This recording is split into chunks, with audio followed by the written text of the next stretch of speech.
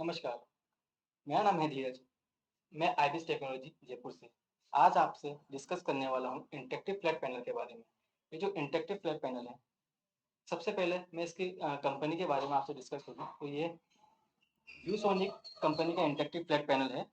ViewSonic USA की number 1 company है और इंडिया में भी नंबर 1 कंपनी है इस समय।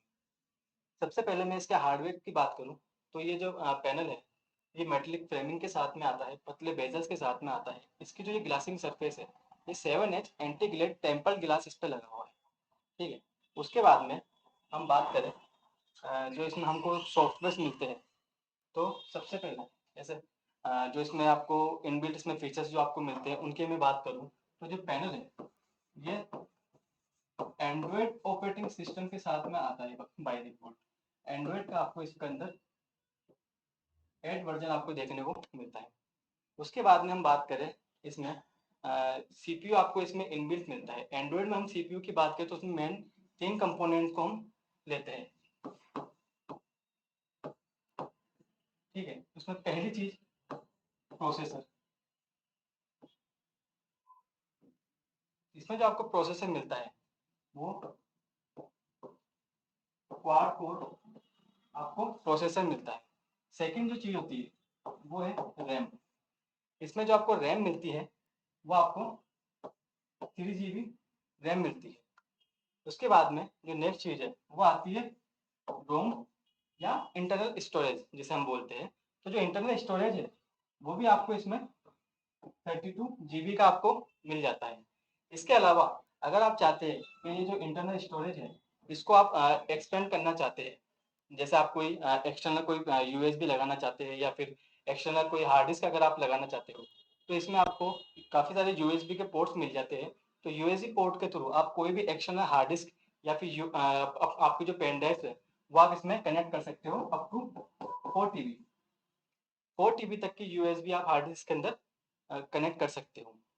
ठीक है। उसके बाद में हम बात करें पैनल के अंदर जो ये डिस्प्ले की, अगर इसकी हम बात करें तो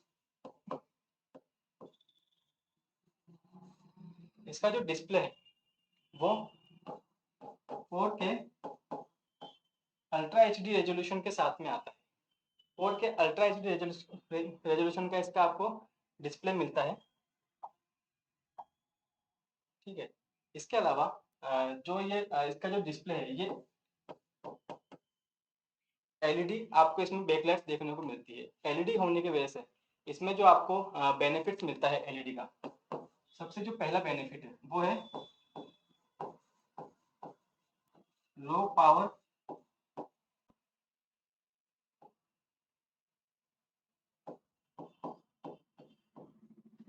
कंजप्शन। गवर्नमेंट ऑफ इंडिया की तरफ से व्यूसोनिक को एनर्जी स्टार का टैग भी मिला हुआ है। सबसे इंडिया में सबसे कम पावर कंज्यूम करने वाला पैनल है व्यूसोनिक। ठीक है। उसके बाद में सेकंड जो चीज आपको मिलती है एलईडी, जो बेनिफिट आपको मिलता है एलईडी से वो है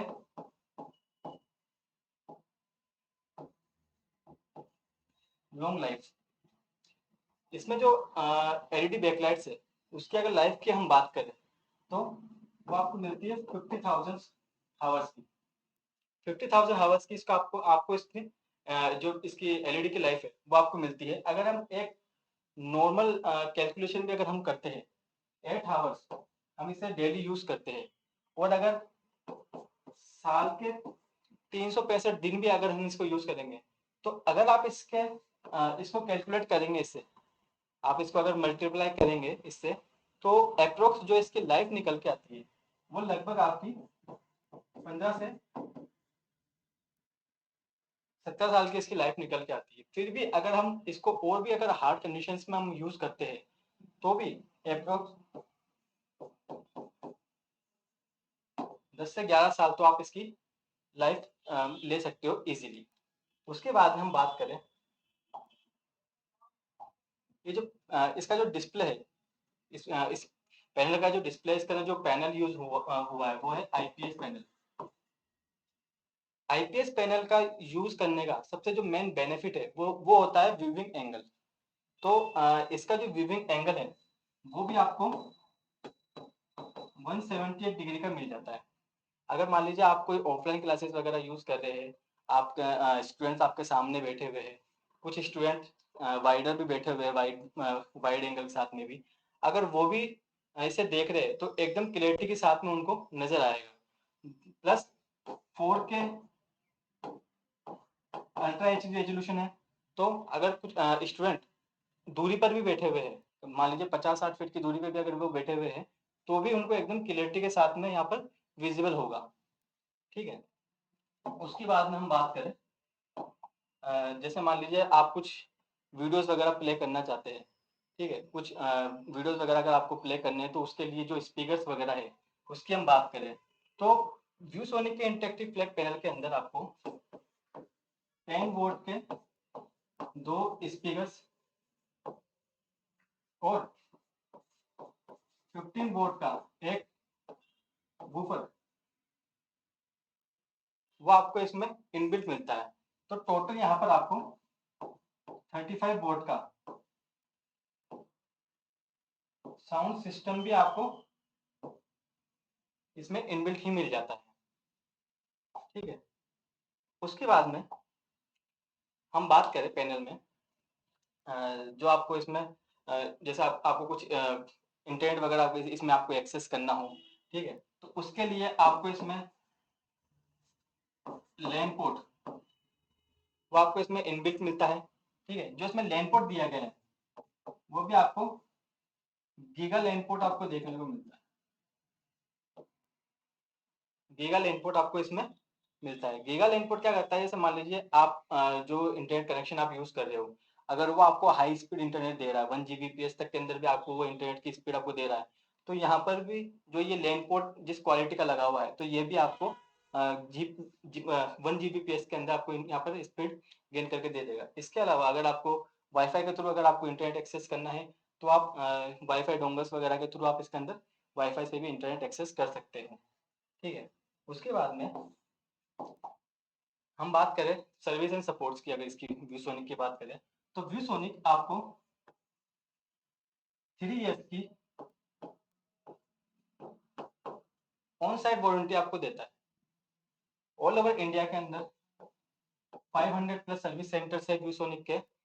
मान लीजिए कुछ प्रॉब्लम्स अगर इसमें आती है तो जब आपकी कॉल बुक होती है तो उसके विद इन 24 टू 48 आवर्स, आपकी कॉल बुक होने के within 24 to 48 hours engineer आपके साइट पर होता है। ये इसकी सर्विस और सपोर्ट की सर्विस और सपोर्ट है इसका। ठीक है। उसके बाद में हम बात करें, जैसे जो पैनल आप यूज कर रहे हो तो इसके अंदर आपको जो सॉफ्टवेयर वगैरह आपको इनबिल्ट मिलते हैं एंड्रॉइड के अंदर, उनकी हम बात करें तो यहाँ पर आपको काफी सारे सॉफ्टवेयर देखने को मिल जाते हैं। जैसे आपको अगर इंटरनेट एक्सेस करना है, ठीक है, तो उसके लिए आप यहाँ पर ब्राउजर का भी यूज कर सकते हो और आपको क्रोमियम भी यहाँ पर इनबिल्ट मिल जाता है। ठीक है। इसके अलावा अगर आपको ऐसे मोबाइल से अपना मोबाइल, आपके टैबलेट्स, आपके लैपटॉप अगर वो आपको वायरलेसली कनेक्ट करने हैं, ठीक है, तो उसके लिए यहाँ पर आपको एक कास्ट रिसीविंग एप्लीकेशन भी आपको मिल जाती है। इसके अलावा मेन जो हमारा वर्क है इसके ऊपर जो आपको राइटिंग करनी है तो उसके लिए भी आपको यहाँ पर यहाँ पर माई वीबोर्ड का आपको सॉफ्टवेयर मिल जाता है। ठीक है। इसके अलावा आप क्लाउड एक्सेस कर सकते हो। ठीक है। आपको इसी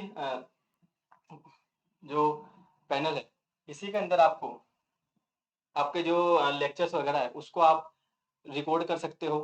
ठीक है। इसके अंदर स्क्रीन रिकॉर्डिंग भी आपको मिल जाती है। इसके अलावा अगर आपको ऐसे यूट्यूब फेसबुक के ऊपर आपको लाइव स्ट्रीमिंग करनी है तो आप वो भी इसके अंदर कर सकते हो इजीली। तो फर्स्ट ऑफ ऑल हम बात करते हैं जो हमारा राइटिंग सॉफ्टवेयर है उसकी हम बात करते हैं। तो यहाँ पर आप देखिए आपको काफ़ी सारे फीचर्स देखने को मिल जाते हैं, यूनिक फीचर्स आपको काफ़ी सारे मिल जाते हैं। जैसे आपको नॉर्मल राइटिंग वगैरह करनी है तो यहाँ पर आपको काफ़ी सारे कलर्स देखने को मिल जाते हैं। आप अलग अलग कलर्स के साथ में आप पैनल के ऊपर राइटिंग कर सकते हो। ठीक है। यहाँ पर यहाँ पर आप देखिए जो आपको एक पेन जो आपको इसमें साथ में मिलता है विसोनिक के पैनल के साथ में, ये पेन 2 साइड निप के साथ में वर्क करता है। एक साइड इसकी 8 mm निप है और सेकंड साइड इसकी 3 mm निप है। इसको आप अलग अलग तरीके से आप इसको यूज कर सकते हो। जैसे मान लीजिए आपको बोथ साइड, आपको दोनों साइड पर अलग अलग कलर्स यूज करने हैं। ठीक है। तो जैसे मैंने जो इसकी 8 mm साइज की वहां पर मैंने व्हाइट कलर चूज किया हुआ है। ठीक है। और जो इसकी 3 mm साइज है वहां पर मैंने रेड कलर चूज किया हुआ और उसकी थिकनेस मैंने थोड़ी सी बढ़ा दी है। ठीक है। अब मान लीजिए मैं व्हाइट वाले कलर से इसको ऊपर राइटिंग करता हूँ, हेलो ऑल, वेलकम टू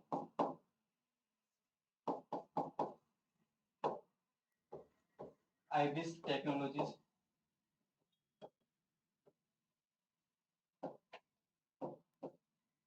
ठीक है। अब मान लीजिए मुझे इसी के अंदर किसी चीज को अंडरलाइन वगैरह करना है किसी डिफरेंट कलर से, तो मुझे जरूरत नहीं है कि बार बार यहाँ पर मैं कलर्स को सेलेक्ट करूँ। मैंने जो उसकी 3 mm वाली निब है वहां पर मैंने अलग से एक कलर चूज किया हुआ है, तो यहीं से मैं उसको अंडरलाइन कर सकता हूँ। ठीक है। या फिर मान लीजिए मैं चाहता हूँ कि मेरी जो 3 mm साइज है इसको मैं एज ए पेन यूज करूँ, और जो 8 mm वाली साइज है इसको पर मैं अलग और फीचर्स इसके अंदर यूज करना चाहता हूँ, तो मैं वो भी कर सकता हूँ। जैसे मेरे 3 mm साइज के ऊपर यहाँ पर पेन चूज किया हुआ है, और जो 8 mm वाली साइज है मेरी यहाँ पर मैंने अलग से इरेजर को चूज किया हुआ है। ठीक है। तो अगर मैं इसमें राइटिंग कर रहा हूँ तो मैं इसी पेन को फ्लिप करके इसको इरेज भी कर सकता हूँ यहाँ से। इसके ऊपर मैं और भी यहाँ पे ऑप्शन चूज कर सकता हूँ। जैसे मान लीजिए मैंने इस पे मूव का ऑप्शन चूज कर लिया 8 mm वाली साइज पे। अब मैं यहाँ पर कुछ भी राइट कर रहा हूँ, A square plus B square plus 2ab। ठीक है। ऐसे में कुछ भी यहाँ पे राइटिंग करता हुआ आ रहा हूँ, मेरा पेज फिल हो गया, मैंने उसको दूसरी वाली साइड से मूव अप कर दिया। ठीक है। इसके बाद हम बात करते हैं जैसे हमको जो इसके बैकग्राउंड कलर्स है वो बैकग्राउंड कलर्स वगैरह अगर हम इसको चेंज करने हैं, ठीक है, तो यहाँ पर आपको कलर्स के बैकग्राउंड भी मिल जाते हैं। इसके अंदर आपको कुछ एक्स्ट्रा क्या मिलता है, नॉर्मल सभी सॉफ्टवेयर के अंदर आपको मिल जाता है, बट इसके अंदर आपको एक्स्ट्रा क्या मिलता है। फर्स्ट ऑफ ऑल जैसे हम कलर बैकग्राउंड की अगर बात करते हैं तो यहाँ पर आप देखिए आपको काफी और कलर्स भी देखने को मिल जाते हैं, और इसके अलावा आप खुद कलर्स को कस्टमाइज करके भी बैकग्राउंड यूज कर सकते हो। यहाँ पर जो भी आपको चाहिए उसके अकॉर्डिंग आप जो आपके कलर्स हैं उसको आप कस्टमाइज कर सकते हो। ठीक है। इसके अलावा अगर हम कुछ टेक्निकल बैकग्राउंड्स की भी बात करें, कुछ सब्जेक्टिव बैकग्राउंड्स की भी अगर इसमें हम बात करें, तो यहाँ पर आपको देखिए यहाँ पर आपको कुछ सब्जेक्टिव बैकग्राउंड्स भी देखने को मिल जाते हैं। और इन सब्जेक्टिव बैकग्राउंड्स के साथ में आपको एक एक्स्ट्रा और बेनिफिट चीज क्या मिलती है। मान लीजिए आपको 10 पेजेस अपने स्टूडेंट्स को पढ़ाने हैं, कोई 10 पेजेस की आपकी पीडीएफ है या फिर कोई आपका स्टडी मटेरियल है, आप राइटिंग करके पढ़ाना चाहते हो, और आप चाहते हो कि 10 के 10 पेजेस के ऊपर आप डिफरेंट डिफरेंट बैकग्राउंड्स आपको यूज करने हैं। ठीक है। तो आप यहाँ पर क्या कर सकते हो, जैसे मान लीजिए मुझे इस वाले बैकग्राउंड के ऊपर ये टाइप का लाइनिंग टाइप के मुझे एक बैकग्राउंड यूज करना है। ठीक है। तो जैसे ही मैं इसको सेलेक्ट करता हूँ तो मेरे पास में यहाँ पर एक मैसेज आता है कि क्या आप जो आपने बैकग्राउंड सेलेक्ट किया है इसको सभी पेजेस पे एक साथ यूज करना चाहते हो या फिर एक सिंगल पेज के ऊपर आपको यूज करना है। तो जैसे मान लीजिए मैंने इसको दिस पेज कर दिया, उसके बाद में मैं यहाँ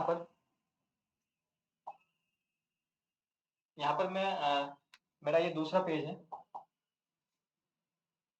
ठीक है। इसके ऊपर मैं यहाँ पे यूज कर रहा हूँ। यहाँ पर मान लीजिए मुझे कुछ अलग तरीके का बैकग्राउंड और यूज करना है। ठीक है। जैसे ये बैकग्राउंड यहाँ पर यूज करना चाहता हूँ। तो आप देखिए इसके जो पहले वाला बैकग्राउंड था यहाँ पर, यहाँ पर मुझे एक अलग बैकग्राउंड देखने को मिल रहा है, और यहाँ पर मुझे कुछ अलग बैकग्राउंड देखने को मिल रहा है। इसके बाद में यहाँ पर मेरे को पीडीएफ वगैरह अगर मैंने इंपोर्ट करवाई है तो वो मुझे देखने को मिल रही है। तो जब मेरी क्लास पूरी होगी, जब मैं एक अलग से पीडीएफ क्रिएट करूंगा अपने स्टूडेंट्स को देने के लिए, तो मैं उसके अंदर अलग अलग बैकग्राउंड्स भी उसके अंदर शो कर सकता हूँ उनको। ठीक है। उसके बाद में यहाँ पर हम बात करते हैं और इसके और बैकग्राउंड्स की हम बात करते हैं। यहाँ पर आपको माई व्यू बोर्ड की तरफ से भी कुछ टेक्निकल और कुछ टीचिंग बैकग्राउंड आपको और देखने को मिल जाते हैं।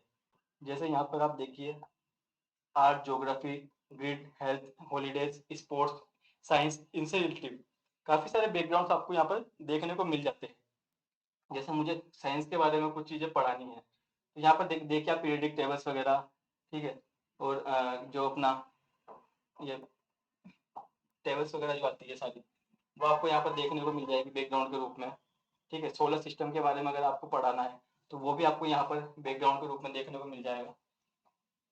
तो डायरेक्ट आप यहाँ से भी काफ़ी सारे बैकग्राउंड्स हैं जो आप यूज़ कर सकते हो। उसके बाद में हम बात करें जो हमको आगे और फीचर्स मिलते हैं उसके बारे में हम बात करें। जैसे जो इसमें आपको पेन का फीचर मिलता है, इस पेन के फीचर के अंदर आपको एक एडवांस फीचर और मिलता है जो है एआई पेन। बेसिकली ये एआई पेन क्या करता है, जैसे मान लीजिए आप कोई फिगर ड्रॉ करना चाहते हैं, ठीक है। नॉर्मली जब हम उसको ड्रॉ करते हैं तो उसके अंदर हमको ठीक से फिनिशिंग देखने को नहीं मिलती है। ये एआई पेन क्या करता है, जैसे मान लीजिए मुझे यहाँ पर एक ट्री ड्रॉ करना है, ठीक है। तो ये ऑटोमेटिक इंटरनेट से सर्च करके यहाँ पर आपको उससे मिलती जुलती कुछ सजेशन इमेजेस यहाँ पर आपको शो करता है। या फिर मान लीजिए मुझे एक गियर को यहाँ पर डिजाइन करना है, ठीक है। जैसी भी आपकी आपकी ड्राइंग है वो आपने यहाँ पर ड्रॉ कर दी, ठीक है। तो ऑटोमेटिक आप देखिए काफी सारी इमेजेस उससे जो मैंने यहाँ पे ड्रॉ करा है तो उससे मिलती जुलती काफी सारी इमेजेस ये यहाँ पर शो कर देता है। अब मुझे कोई एक गियर की पेंटिंग मुझे यहाँ पर ड्रॉ करनी थी, ये पेंटिंग है, इसके ऊपर जैसे मैं डबल क्लिक करूंगा ये मेरे बोर्ड के ऊपर इंपोर्ट हो जाएगी। मैं चाहता हूँ इसके साथ में मुझे कुछ विकीपीडिया से या फिर इंटरनेट से इसके बारे में कुछ और इन्फॉर्मेशन अगर मुझे चाहिए तो मैं इसी जो आइकन है उसके ऊपर अगर यहाँ पर लॉन्ग प्रेस करूंगा तो ये ऑटोमेटिक एक ब्राउजर पे चला जाएगा। जो चीज मैंने सर्च करी वहां पर जो मैंने ड्रॉ करी है उसी चीज को ये यहाँ पर शो कर देगा। आप उसकी इमेजेस वगैरह भी बोर्ड के ऊपर इंपोर्ट करवा सकते हैं। कोई भी इमेज आपको यहाँ से बोर्ड पे इंपोर्ट करवानी है, जैसे उस इमेज के ऊपर टच करके रखिए और उसको कैनवास पर सेव कर दीजिए। अगर कुछ थ्योरिकल इंफॉर्मेशन वगैरह भी अगर आपको चाहिए जैसे विकीपीडिया से इन चीज़ों के बारे में, जो भी चीज़ आपको बोर्ड के ऊपर इंपोर्ट करवानी है जस्ट उसके ऊपर आप लॉन्ग प्रेस करिए, ये सेलेक्टर आपके पास में आ जाएगा। आप उसको सेलेक्ट करके कॉपी कर लीजिए और यहाँ पर एक पेस्ट का आइकन है जिसके थ्रू आप इसको पेस्ट करा सकते हैं। तो आप यहाँ पर देखिए एक ड्राइंग मेरे सामने है, एक इंटरनेट से एक इमेज मेरे सामने है और उसके बारे में एक टॉपिक भी यहाँ पर मेरे पास में अवेलेबल हो गया है, ठीक है। उसके बाद में हम बात करते हैं जैसे मान लीजिए कुछ पीडीएफ फाइल वगैरह आपको इंपोर्ट करवानी है तो वो भी आप यहाँ से इंपोर्ट करवा सकते हो। यहाँ पर आपको ड्राइव का ऑप्शन भी मिल जाएगा। अगर मान लीजिए आपने कोई पेन ड्राइव वगैरह भी लगा रखी है तो यहाँ पर आपको वो पेन ड्राइव भी शो हो जाएगी। जैसे में ये पेन ड्राइव है, ये पेन ड्राइव यहाँ पर सामने आपको यूएसबी पोर्ट्स मिलते हैं, मैंने उसमें लगा दी, ठीक है।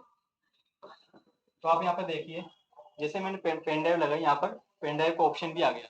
तो आप डायरेक्ट आपको जरूरत नहीं है कि आपका जो स्टडी मटेरियल है वो आप पहले पैनल के अंदर स्टोर करिए, आप डायरेक्ट पेन ड्राइव से ही बोर्ड के ऊपर इंपोर्ट करवा सकते हैं। जैसे मान लीजिए ये एक पीडीएफ फाइल है, ये मुझे बोर्ड पे इंपोर्ट करवानी है, ठीक है। ये मैंने यहाँ से सेलेक्ट की और इसको बोर्ड पे इंपोर्ट करवा दिया, ठीक है। अब जितना भी मैंने यहाँ पर वर्क किया है अगर मुझे मैं चाहता हूँ कि उसको भी मैं अलग से पीडीएफ फाइल के अंदर क्रिएट करना चाहता हूँ तो यहाँ पर आपको वो ऑप्शन मिल जाता है। जैसे आपको यहाँ पर फाइल को एक्सपोर्ट करना है तो आप उसको पीएनजी जेपीजी और पीडीएफ इन 3 फॉर्मेट में एक्सपोर्ट कर सकते हो। और यहाँ पर भी आपको ऑप्शन मिल जाता है जब आप उस फाइल को एक्सपोर्ट करते हो तो आप उसको अपने लोकल स्टोरेज में भी एक्सपोर्ट कर सकते हो, गूगल ड्राइव पे भी एक्सपोर्ट कर सकते हो और डायरेक्ट जो आपने पेन ड्राइव लगा रखी है तो उस डायरेक्ट पेन ड्राइव में भी एक्सपोर्ट कर सकते हो। जिससे क्या होगा, इसका जो इंटरनल स्टोरेज है वो आपका फुल नहीं होगा, ठीक है। तो आप जो जो भी आपके एक्सटर्नल ड्राइव्स वगैरह है उसी से आप फाइल्स को बोर्ड को पे इंपोर्ट करवा सकते हो और उसी से उसी के अंदर आप डायरेक्ट इसको एक्सपोर्ट भी कर सकते हो, ठीक है। उसके बाद में हम बात करें जैसे हमने ये कुछ पीडीएफ फाइल वगैरह इंपोर्ट करवाई है। कई बार क्या होता है जैसे मान लीजिए हम कोई पीडीएफ फाइल इंपोर्ट करवाई है, उसके अंदर काफी सारे क्वेश्चंस है, काफी सारे लाइंस है, हमें पर्टिकुलर सिंगल एक लाइन के बारे में हमको स्टूडेंट्स को बताना है या फिर कोई क्वेश्चन है पीडीएफ के अंदर 4-5 क्वेश्चन है उसमें से पर्टिकुलर एक सिर्फ एक क्वेश्चन के बारे में हमको स्टूडेंट को बताना है। इसके अंदर आपको यहाँ पर एक फीचर मिलता है क्रॉप का। इसके थ्रू आप क्या कर सकते हो, जैसे मान लीजिए मैंने इसको सेलेक्ट किया, अब मुझे सिर्फ इस फर्स्ट पैराग्राफ के बारे में मुझे बच्चों को पढ़ाना है। तो जितनी चीज मुझे बोर्ड पे इंपोर्ट करवानी है उतना मैंने यहाँ से सेलेक्ट की और उसको क्रॉप कर लिया। अब जो उसकी मेन फाइल है उसको सेलेक्ट करके मैं जूम आउट करके मूव करके साइड में भी रख सकता हूँ, और जिस चीज को मुझे शो करना है वो मैं यहाँ पर सामने डिस्प्ले कर सकता हूँ।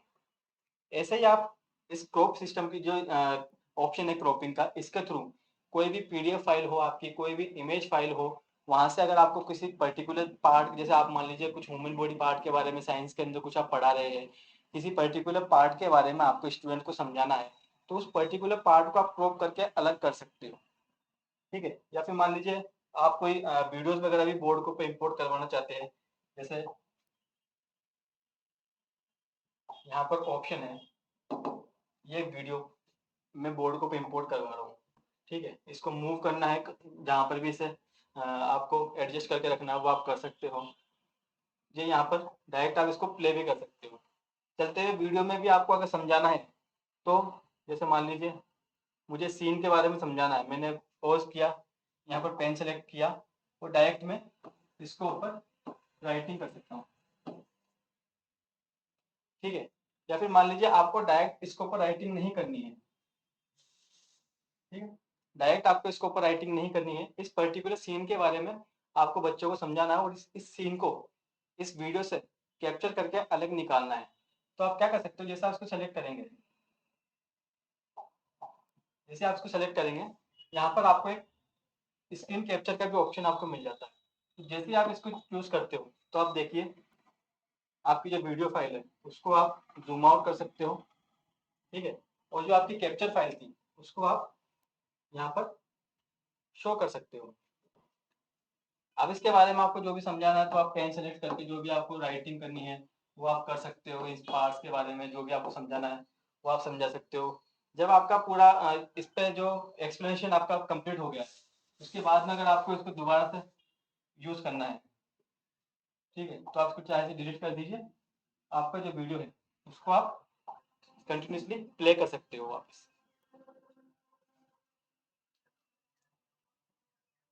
ठीक है, उसके बाद में हम आगे बात करते हैं। जैसे मान लीजिए आपको जो आप यहाँ पर राइटिंग कर रहे हो आपको उसको रिकॉर्ड करना है। जैसे कुछ आप कोई स्टूडेंट्स आपकी क्लास में प्रेजेंट नहीं है, बाद में वो आते हैं, अगर आप चाहते हो कि जो भी आपने यहाँ पर पढ़ाया है जिस दिन, तो उसकी एक वीडियो रिकॉर्डिंग आपके पास में रहे स्क्रीन की, तो आप वो अपने स्टूडेंट्स को देना चाहते हो, तो यहाँ पर आपको वो ऑप्शन भी मिल जाता है।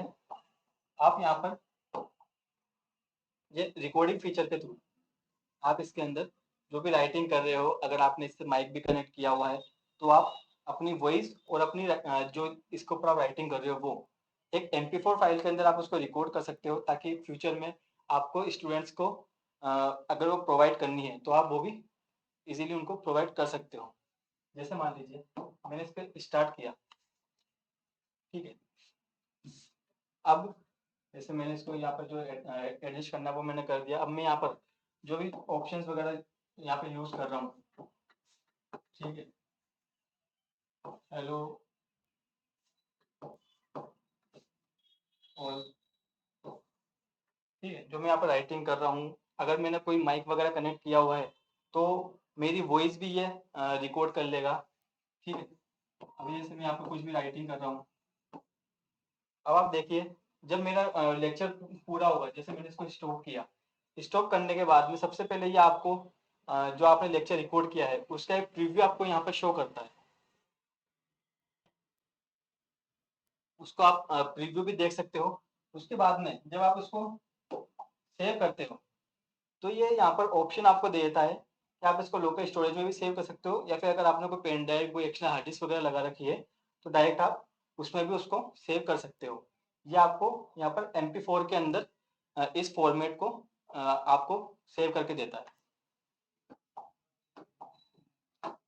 उसके बाद में हम नेक्स्ट बात करें, जैसे ये तो हुई आपकी लोकल स्क्रीन रिकॉर्डिंग के लिए। आप चाहते हो कि जैसे आपने कुछ जो आपका यूट्यूब चैनल है फेसबुक के ऊपर, अगर आप चाहते हो कि जो भी यहाँ पर आप लिख रहे हो जो आप बोल रहे हो उसकी लाइव स्ट्रीमिंग भी वहां पर हो जाए, तो वो ऑप्शन भी आपको इस सॉफ्टवेयर में देखने को मिल जाता है। यहाँ पर आपको ये लाइव स्ट्रीमिंग का भी ऑप्शन आपको मिलता है।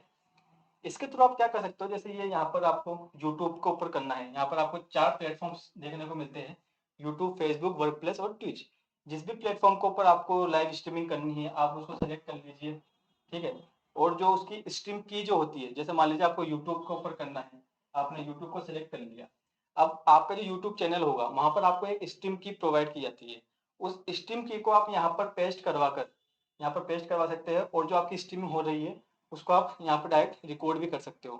तो यहाँ पर जो आप लिख रहे हो, जो आप बोल रहे हो, जो आप बच्चों को पढ़ा रहे हो, वो आप उसको आप यूट्यूब पे, फेसबुक पे लाइव स्ट्रीमिंग भी कर सकते हो, साथ में उसको रिकॉर्ड भी कर सकते हो,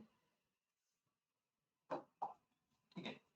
उसके बाद में हम बात करें, जैसे आप कुछ यहाँ पर पढ़ा रहे हो, कोई भी टॉपिक आप जैसे हिस्ट्री के बारे में, मैथमेटिक्स के बारे में, साइंस के बारे में, जो भी टॉपिक आप यहाँ पर पढ़ा रहे हो, सडनली उस टॉपिक से रिलेटिव कुछ इंफॉर्मेशन आपको उस समय चाहिए, बोर्ड के ऊपर आपको इंपोर्ट करवानी है।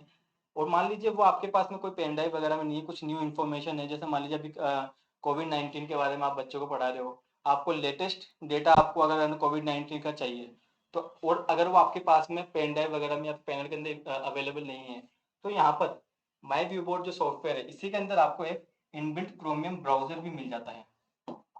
इसके थ्रू आप क्या कर सकते हो, जैसे आपको डायरेक्ट अपनी रिकॉर्डिंग्स के अंदर, या फिर आप जब पढ़ा रहे हो बच्चों को, आपको सर्च करना है, बोर्ड पे इंपोर्ट करवाना है, ठीक है। जैसे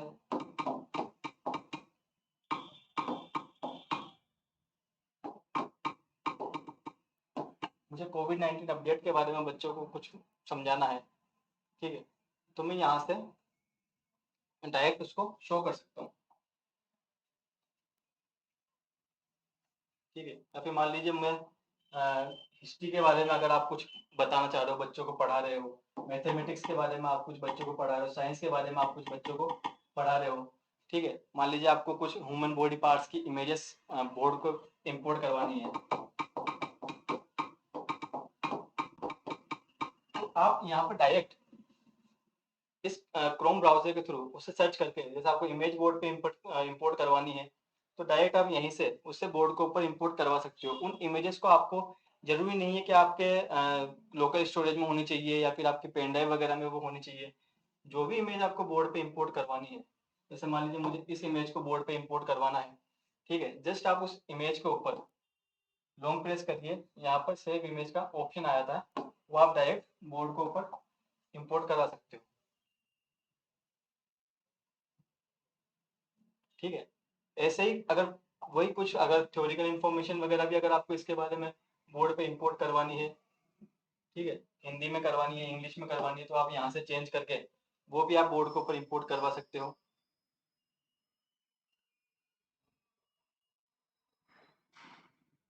जैसे मुझे मानव शरीर के बारे में विकिपीडिया से हिंदी में कुछ इंफॉर्मेशन बोर्ड के ऊपर इंपोर्ट करवानी है, मैंने उसके लॉन्ग प्रेस किया, ये सेलेक्टर के थ्रू मैंने इसको सेलेक्ट किया, इसे कॉपी किया और बोर्ड के ऊपर पेस्ट कर दिया। यहाँ पर इमेज, थ्योरी, वीडियोस, अगर आपको कुछ इसमें एडिट भी करना है तो आप डायरेक्ट एडिट भी कर सकते हो यहीं से इंपोर्ट करवाने के बाद में भी, ठीक है। तो ऐसे अगर मान लीजिए आपको कुछ वीडियोस भी चाहिए, तो इसी तरीके से आप डायरेक्ट वीडियोस भी बोर्ड के ऊपर इंपोर्ट करवा सकते हो। उन वीडियोस को आपको डाउनलोड करने की जरूरत नहीं है बोर्ड के ऊपर, बोर्ड के अंदर आपको जिसका स्टोरेज हो वहां पर इसको सेव भी करने की जरूरत नहीं है, ठीक है। उसके बाद में हम बात करते हैं जो आपको इसमें और भी फीचर्स देखने को मिलते हैं, ठीक है। जैसे आपको कुछ जो हमारी शेप जो शेप्स वगैरह होती है, जैसे कुछ आपको ट्रायंगल वगैरह, रेक्टेंगल्स वगैरह, सर्कस वगैरह ड्रॉ करने हैं, तो वो भी आपको यहाँ पर इसमें इनबिल्ट ही मिल जाते फीचर्स। जैसे आपको सर्कस ड्रॉ करना है, डायरेक्ट आप उसको यहाँ से ड्रॉ कर सकते हो, इसके आउटलाइंस वगैरह चेंज करनी है तो वो भी आप कर सकते हो। जैसे आपको यहाँ पर एक ट्राइंगल आपको ड्रॉ करना है तो डायरेक्ट आप कर सकते हो। कुछ 3D फिगर्स भी अगर आपको बोर्ड पे इंपोर्ट करवाने हैं यहाँ पर, तो यहाँ पर कुछ 3D फिगर्स भी अवेलेबल है, ठीक है, तो वो भी आप बोर्ड के ऊपर इंपोर्ट करवा सकते हो, ठीक है। उसके बाद में जैसे मान लीजिए कुछ लाइंस, कुछ एरो के थ्रू आपको कुछ इंडेक्स यहाँ पर बताना है, तो डायरेक्ट आप वो भी यहाँ पर इंपोर्ट करवा सकते हो इस तरीके से। ठीक है, उसके बाद में अगर मान लीजिए आपको कुछ टाइप करके कुछ टेक्स्ट बोर्ड को इंपोर्ट करवाना है, तो वो फीचर भी आपको यहाँ पर मिल जाता है। डायरेक्ट आप यहाँ पर बोर्ड पर टच करिए, टेक्स्ट को सेलेक्ट करने के बाद में यहाँ पर जो भी आपको, जैसे मान लीजिए ये बोर्ड पे आपको इंपोर्ट करवाना है, तो डायरेक्ट आप इसके ऊपर इंपोर्ट करवा सकते हो। इसकी जो साइज है, जो टेक्स्ट की साइज वगैरह है, तो वो भी आप इसमें चेंज कर सकते हो। पिन जूमिंग के थ्रू आपको जूम इन जूम आउट कर सकते हो। ठीक है, उसके बाद में आपको और जो एक्स्ट्रा फीचर्स आपको इसमें देखने को मिलते हैं, वो आपको मैं आपको आगे और बताता हूँ। जैसे आप कुछ फाइल्स वगैरह है आपकी गूगल ड्राइव पे है, वो आपको इंपोर्ट करवानी है, तो आप यहाँ से गूगल ड्राइव से डायरेक्ट बोर्ड के ऊपर इंपोर्ट करवा सकते हो। जैसे मान लीजिए गूगल ड्राइव के ऊपर मेरी कुछ फाइल्स है, कुछ पीडीएफ फाइल या कुछ इमेज फाइल मेरे पास में है। अब मैं उस इमेज फाइल को जो मेरा बोर्ड है उसको इंपोर्ट करवाना चाहता हूँ। जैसे ये राजस्थान का मैप है, मैं डायरेक्ट इसको सर्च किया और ये बोर्ड को पे इसको इंपोर्ट कर दिया। तो आप अपनी गूगल स्टोरेज से, वन ड्राइव से भी डायरेक्ट यहाँ पर बोर्ड के ऊपर जो भी आपकी फाइल्स वगैरह है वो आप इंपोर्ट करवा सकते हो। इसके अलावा यहाँ पर आपको कुछ टूल्स के भी ऑप्शन मिल जाते हैं, जैसे स्केल, कंपास, प्रोटेक्टर वगैरह, ये आपको यहाँ पे देखने को मिल जाते हैं। तो आपको जैसे कुछ लाइंस वगैरह ड्रॉ करनी है, ठीक है,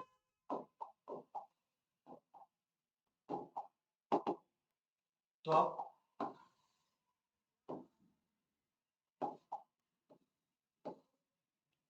डायरेक्ट आप उसके ऊपर ड्रॉ कर सकते हो।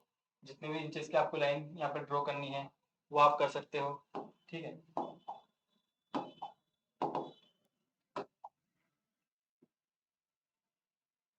कुछ आपको सर्कस वगैरह ड्रॉ करने हैं तो आप वो भी कर सकते हो। इनका आप यहाँ पर यूज कर सकते हो। इसके अलावा यहाँ पर आपको एक यूट्यूब का भी ऑप्शन आपको देखने को मिल जाता है। जैसे मान लीजिए कुछ यूट्यूब पे कुछ वीडियोस है, उनके थ्रू आप बच्चों को पढ़ाना चाहते हो, तो वो वीडियो आप यहाँ पर यूट्यूब से डायरेक्ट बोर्ड के ऊपर इंपोर्ट करवा सकते हो। उन्हें आपको डाउनलोड करने की जरूरत नहीं पड़ेगी यहाँ पर। जैसे मान लीजिए मुझे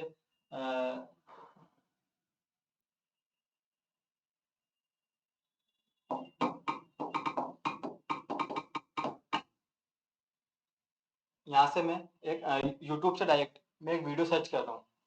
ठीक है, उस वीडियोस के थ्रू मुझे कुछ इंफॉर्मेशन बच्चों को बतानी है, कुछ पढ़ाना चाहता हूँ मैं उसके बारे में। तो जैसे अब आप देख रहे हैं यहाँ पर वीडियोस सर्च हो रहे हैं। जैसे ये बॉडी पार्ट्स का वीडियोस है, मैंने इसको डायरेक्ट डबल क्लिक किया और बोर्ड के ऊपर इंपोर्ट करवा दिया। अब ये वीडियो यहाँ पर डायरेक्ट मेरे बोर्ड के ऊपर प्ले होगा। Welcome to Kids Pages. Body parts.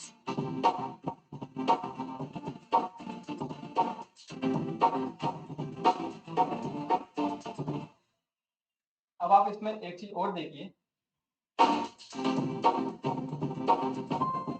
जैसे ये बॉडी पार्ट्स के बारे में आप बच्चों को पढ़ा रहे हैं। ठीक है, ये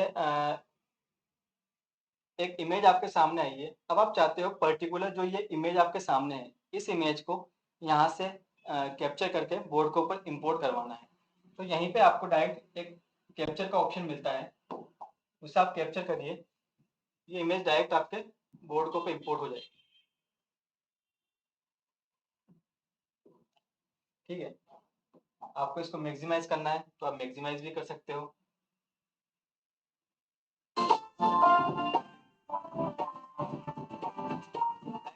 कैप्चर करते हैं तो ये डायरेक्टली आपके बोर्ड के ऊपर इंपोर्ट होती जाएगी वीडियो। तो चलते हुए किसी भी यूट्यूब के वीडियोस में से भी आपको अगर कुछ चीजें कैप्चर करके निकालनी है तो आप वो भी आप इसमें कर सकते हो। इसके अलावा हम बात करें यहाँ पर जो आपको फीचर्स और भी मिलते हैं, वो है आपको यहाँ पर एक पॉप क्विज और एक थ्रो। ये फीचर भी आपको यहाँ पर देखने को मिलते हैं बोर्ड के सॉफ्टवेयर के अंदर ही। जैसे मान लीजिए आप यूट्यूब या फिर कोई भी आपका जो ऑनलाइन प्लेटफॉर्म होता है उसके ऊपर आप लाइव बच्चों को पढ़ा रहे हो। बच्चे आपके जो स्टूडेंट्स हैं वो कहीं और बैठे हुए हैं। ठीक है, वो आपके साथ में कुछ क्वेश्चन की इमेज वगैरह या फिर कुछ आप अपने नोट्स वगैरह अगर वो शेयर करना चाहते हैं, तो ये जो इसमें फीचर है थ्रो और पॉप क्विज, इनके थ्रू वो शेयर कर सकते हैं। जैसे मान लीजिए कोई स्टूडेंट कहीं बैठा हुआ है, जैसे मैं अपने मोबाइल का यूज़ कर रहा हूँ, यहाँ पर मैं अपने मोबाइल का यूज़ कर रहा हूँ, ठीक है। ये इस मोबाइल के अंदर एक माई कीबोर्ड की एक एप्लीकेशन होती है, कंपेनियन ऐप, उसके थ्रू मैं यहाँ पर इससे कनेक्ट हो सकता हूँ। जैसे यहाँ पर आप देखेंगे एक थ्रो का फीचर है, मैं थ्रो के फीचर्स में गया, ठीक है। यहाँ पर कैमरे का फीचर आपको मिल जाता है, ब्राउज का फीचर आपको मिल जाता है। मान लीजिए कोई बुक है आपकी, उस बुक से आपको कोई क्वेश्चन की इमेज है, वो आपको कैप्चर करके और इस बोर्ड के ऊपर शेयर करनी है आपके साथ में। तो मैं कैमरे के फीचर में गया, ठीक है। यहाँ पर कोई भी अगर इमेज है, जैसे मान लीजिए यहाँ पर एक स्टिकर है, मैं इसी स्टिकर की इमेज बोर्ड के ऊपर इंपोर्ट करवाना चाहता हूँ। मैंने उसको स्नैप किया, ठीक है, उसको सेलेक्ट किया और यहाँ यहाँ पर एक होस्ट नेम ये मांगता है, ये होस्ट नेम मैंने यहाँ पे इनपुट किया और इसको थ्रो कर दिया।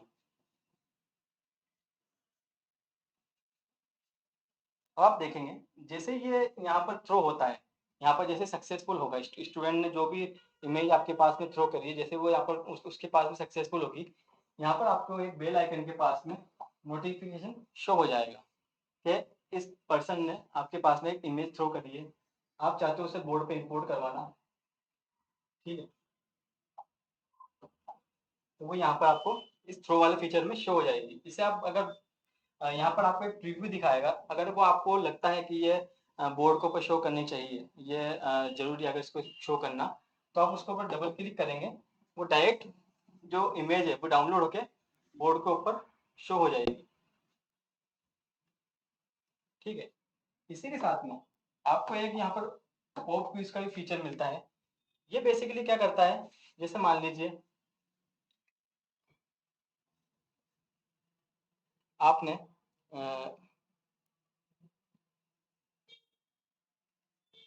आप यहाँ पर ऑनलाइन पढ़ा रहे हैं बच्चों को, कोई क्वेश्चन आप स्टूडेंट से पूछना चाहते हो, ठीक है।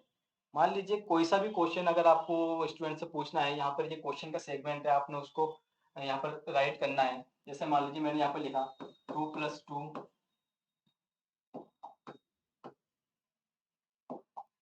Equals to 4। कोई भी क्वेश्चन अगर आप यहाँ पर राइट करना चाहते हो वो आप राइट कर सकते हो, ठीक है। और आपने स्टूडेंट्स को कह दिया कि इसका जो आंसर है वो आप यहाँ पर थ्रो कर दीजिए अपने मोबाइल से, ठीक है। तो स्टूडेंट्स क्या करेंगे, वही अपना जो ये कैंपेनियन ऐप है, इसके अंदर अपने मोबाइल में कैंपेनियन ऐप को ओपन करेंगे, यहाँ पर उनको एक पोल क्विज का फीचर मिलता है। तो जो भी वो क्वेश्चन आपने यहाँ पर पुट किया है, अगर आप चाहते हो कि उसकी इमेज बुक में सोल्व करके उसकी इमेज आपके पास में वो शेयर कर दे, तो आप इसमें वो भी कर सकते हो। उसका आंसर अगर आप चाहते हो कि वो राइट करके भेज दे, तो आप यहाँ पर उसको जो स्टूडेंट है वो यहाँ पर इसको राइट भी करके भेज सकते हैं। आप चाहते हो कि इसको टाइप करके और जो इसका आंसर उसको टाइप करके भेजना, तो आप उसको टेक्स्ट के अंदर टाइप करके भी भेज सकते हो। जैसे मान लीजिए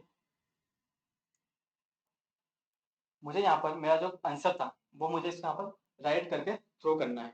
मैंने उससे यहाँ पर अपने फिंगर से मोबाइल पे राइट किया, इसको सेलेक्ट किया और जो होस्ट नेम है वो होस्ट नेम डाला और इसको थ्रो कर दिया।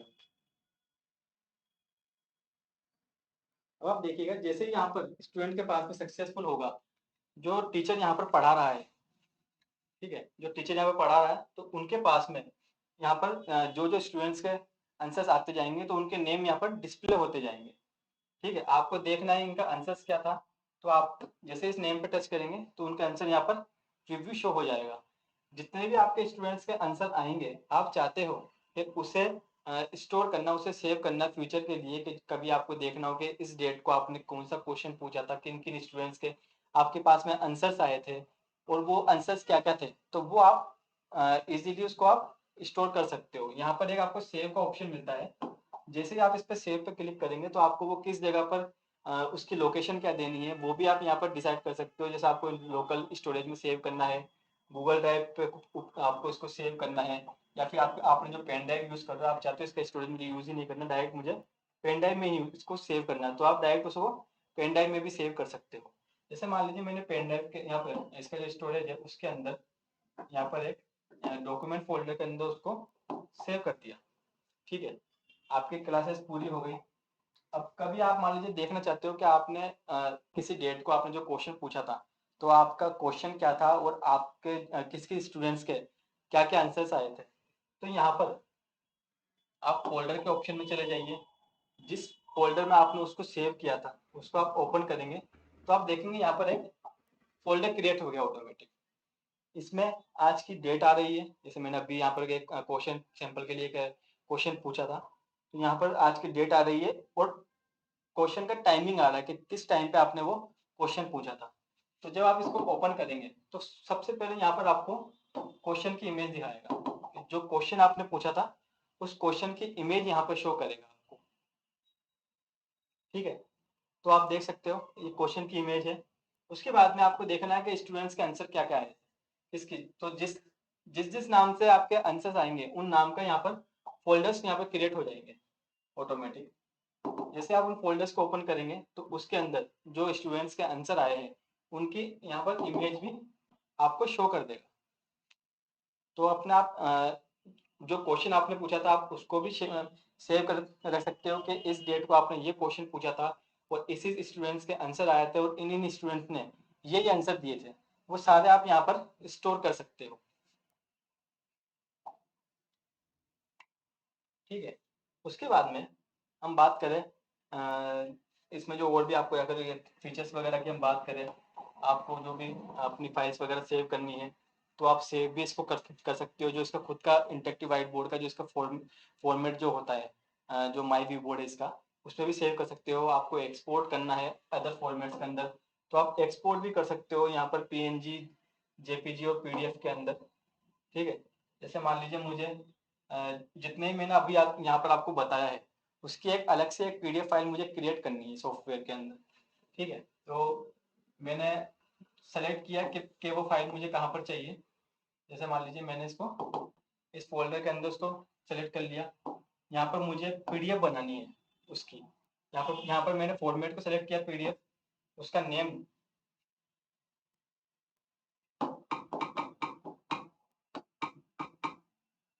मैंने उसका नेम इनपुट कर दिया, जो जो भी मुझे उसका नेम रखना है, और उसको एक्सपोर्ट कर दिया। आप देखिए यहाँ पर ये फाइल एक्सपोर्ट हो चुकी है। ठीक है, अब उसके बाद में मैंने जो भी यहाँ पर फाइल को एक्सपोर्ट किया था वो मुझे अगर देखनी है अपने स्टूडेंट्स वगैरह को देनी है अगर वो, तो जिस फोल्डर में मैंने उसको एक्सपोर्ट किया था यहाँ पर आप देखिए एक पीडीएफ यहाँ पर क्रिएट हो जाती है। ठीक है, अब आप देखिए जितने भी पेजेस पे मैंने वहां पर वर्क किया था वो यहाँ पर आपको दिख जाएंगे। ठीक है, जितना भी जो भी फाइल्स मैंने इस पर इंपोर्ट करवाई थी वो आपको देखने को मिल जाएगी। अगर मैंने उसके अंदर कुछ एनोटेशंस वगैरह करे हैं तो वो भी आपको देखने को मिल जाएंगे। जो भी मैंने यहाँ पर इंपोर्ट करवाया, जो भी मैंने यहाँ पर राइट किया है, वो सारी चीज़ें आपको यहाँ पर देखने को मिल जाएगी इस पीडीएफ फाइल के अंदर। तो इस पीडीएफ फाइल को आप अपने स्टूडेंट्स के साथ में शेयर कर सकते हो। ठीक है, उसके बाद में अगर बात करें, जैसे मान लीजिए आपको इसमें जो आपने यहाँ पर राइटिंग करी है तो उसको आपको सेव भी करना है। ये तो आपका एक्सपोर्ट करा, अगर आपको सेव भी करना चाहते हो तो यहाँ पर उसको आप सेव भी कर सकते हो। तो ये जो फॉर्मेट है इंटरेक्टिव, ये जो .iwb, ये आप मान लीजिए आज आपकी क्लास पूरी आपकी क्लास हुई, नेक्स्ट डे आपको जो आपने लास्ट पढ़ाया है वहीं से आपको कंटिन्यूसली आगे भी पढ़ाना है तो आप उसको सेव भी कर सकते हो। जैसे आप इसको जब सेव करेंगे, जैसे मैंने डेमो के नाम से उसको सेव कर दिया और ओके कर दिया।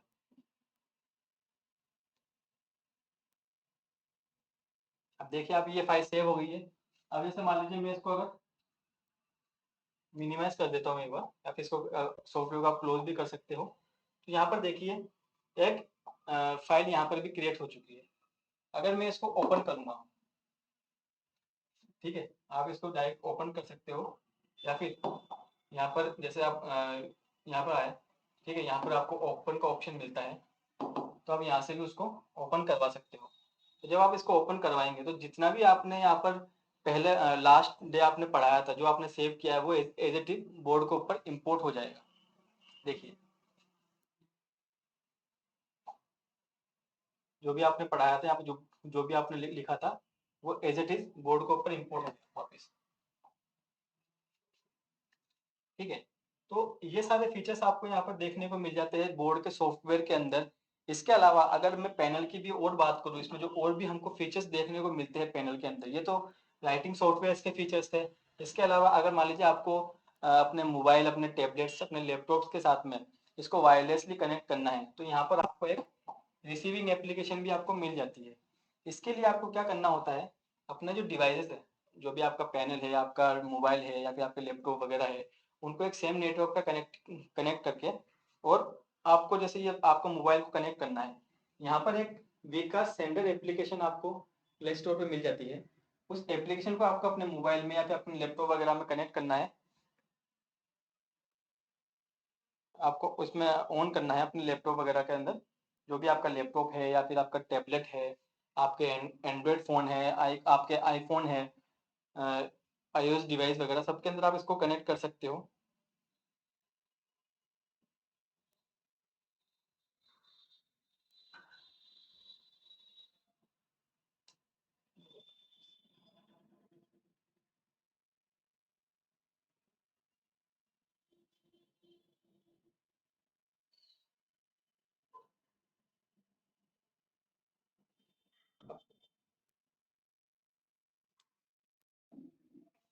तो यहाँ पर आप जो आपका मोबाइल है उसको आप सेम नेटवर्क पर कनेक्ट कर लीजिए। उसके बाद में जैसे विकास रिसीवर मैंने एप्लीकेशन यहाँ पर सेंडर एप्लीकेशन मैंने ओपन करी है मोबाइल में, यहाँ पर आप डिवाइस लिस्ट में जाएंगे तो ऑटोमेटिक उसकी डिवाइस आईडी को यहाँ पर शो कर देगा। अब आप देखिए यहाँ पर जो ये पिन कोड आ रहा है, उस पिन कोड को आप यहाँ पर इनपुट करिए।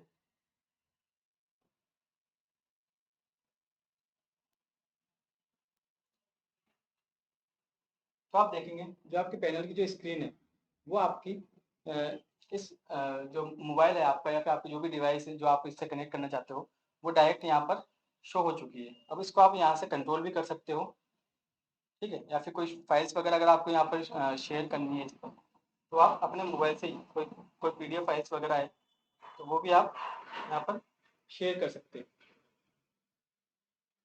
उसे अपने मोबाइल से ही यूज़ कर सकते हो। यहाँ पर कुछ भी अगर आपको एनिमेशन वगैरह करने हैं अपने मोबाइल से तो आप वो भी कर सकते हो यहाँ पर, ठीक है।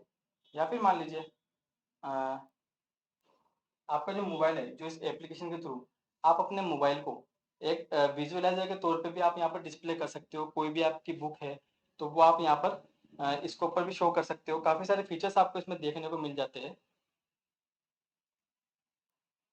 ठीक है। तो ये सारे फीचर्स आपको इसमें सॉफ्टवेयर जो इंटरेक्टिव फ्लैट पैनल है Vsonic का, इसमें आपको देखने को मिल जाते हैं। और काफ़ी सारे फीचर्स मैंने आपको उसमें जो इसका राइटिंग सॉफ्टवेयर है उसमें भी मैंने आपको बताया है। इसका जो अब मैं इसके बाद जो मैं एक नेक्स्ट वीडियो और अपलोड करूँगा उसके अंदर मैं आपको जो ये माई व्यू बोर्ड जो सॉफ्टवेयर है वाइट बोर्ड, इसका जो विंडोज़ वर्जन है, जो इसका विंडोज़ का जो वर्जन है, मैं उसके बारे में भी आपको बताऊँगा। जो फीचर्स हमको विंडोज़ के साथ में और एक्स्ट्रा मिलते हैं इसके अंदर, तो उसके बारे में भी मैं आपको नेक्स्ट वीडियो के अंदर इसमें आपको एक्सप्लेन करूँगा। अभी के लिए थैंक यू।